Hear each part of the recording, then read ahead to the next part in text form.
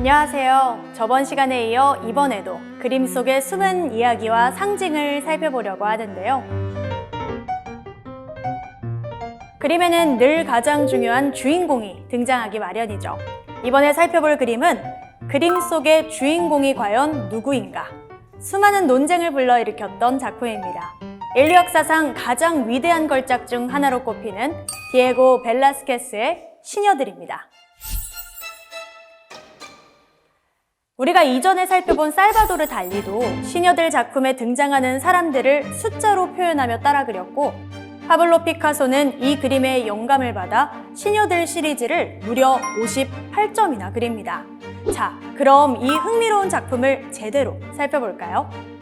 작품 속 사람들이 있는 공간은 바로 펠리페 4세, 스페인 국왕의 마드리드 알카사르 궁전에 있는 벨라스케스의 화실입니다.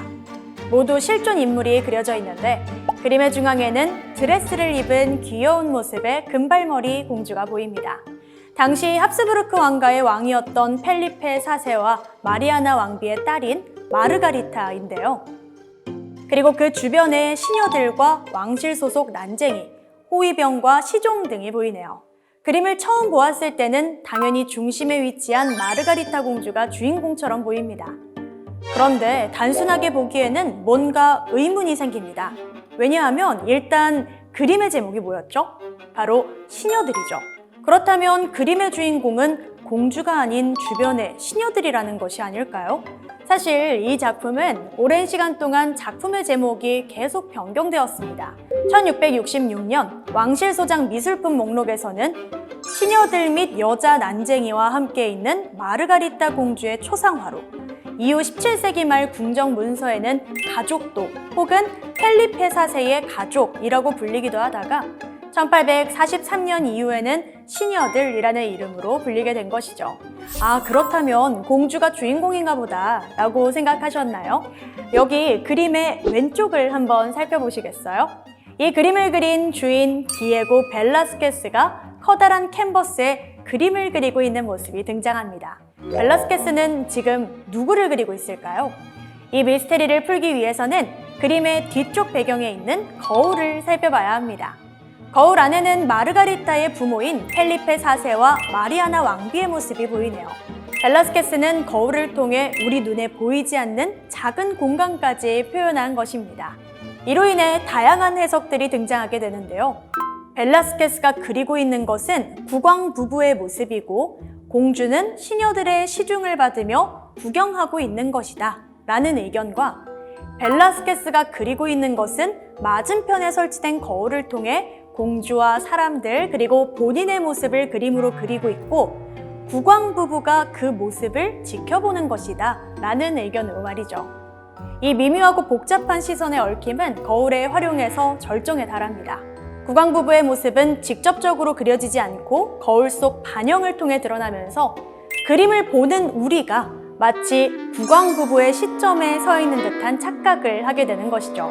벨라스케스는 이러한 정교한 시선의 계산을 통해 그림 속 인물과 그림 밖의 관람객이 서로 교감하는 독창적인 작품을 완성했습니다. 그리고 이 그림에서는 사실 또 다른 주인공을 찾아볼 수 있습니다.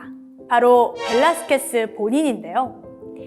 사실 이 시기에는 왕실 사람들을 그리는 초상화에 화가의 모습은 절대 등장할 수 없었습니다. 그러나 벨라스케스는 본인의 모습을 당당하게 등장시키는 것뿐만 아니라 가슴에는 기사자기를 상징하는 붉은 십자가까지 그려져 있죠. 실제로 그림을 그리고 2년 뒤 기사자기를 수여받게 되어 십자가는 이후 덧대어 그려진 것인데요. 화가로서 자부심이 느껴지는 그림이죠. 이렇게 수많은 상징들로 미스테리를 안고 있는 시녀들. 여러분은 그림의 진짜 주인공이 누구라고 생각하시나요?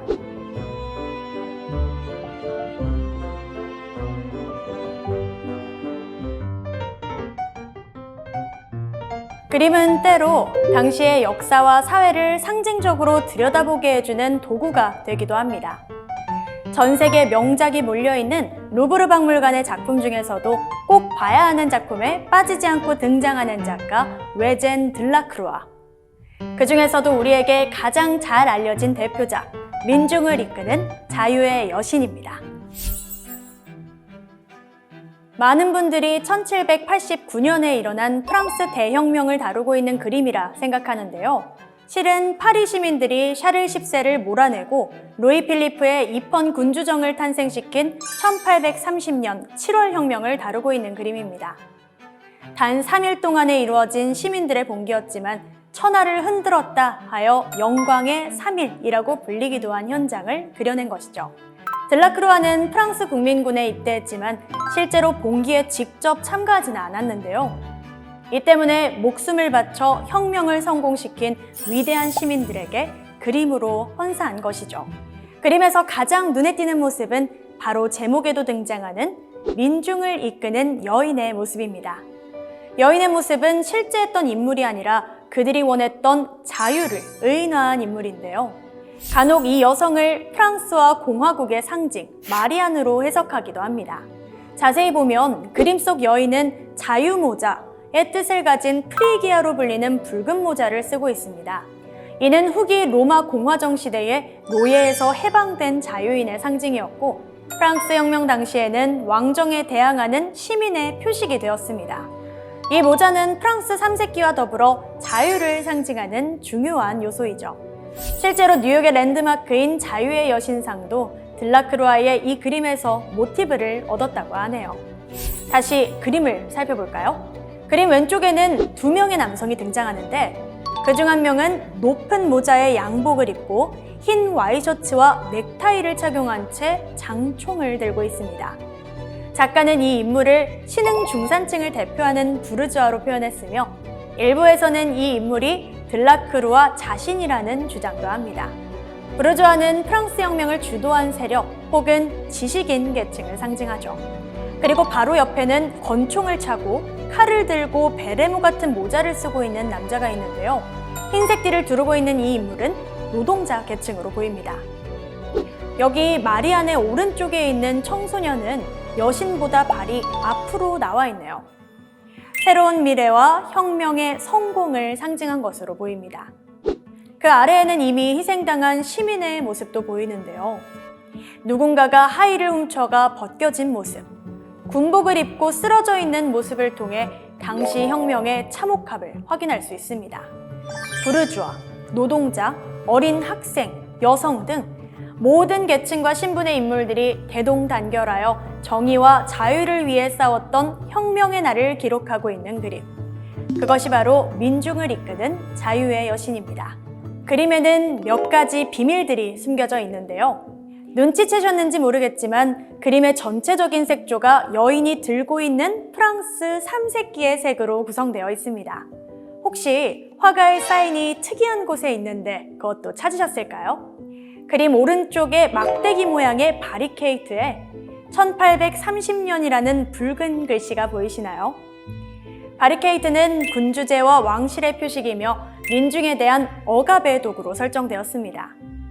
들라크루아는 그림을 그릴 당시 형제에게 쓴 편지에서 나는 근대적인 주제, 바리케이트를 그리기 시작했으며 비록 시위에 참여하지 못했지만 나는 조국을 위해 그림을 그릴 것이다 라고 씁니다.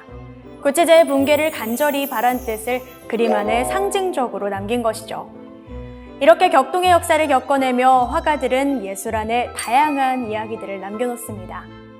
미술을 감상하는 것은 어쩌면 시대를 기록한 또 하나의 창을 들여다보는 일인지도 모릅니다.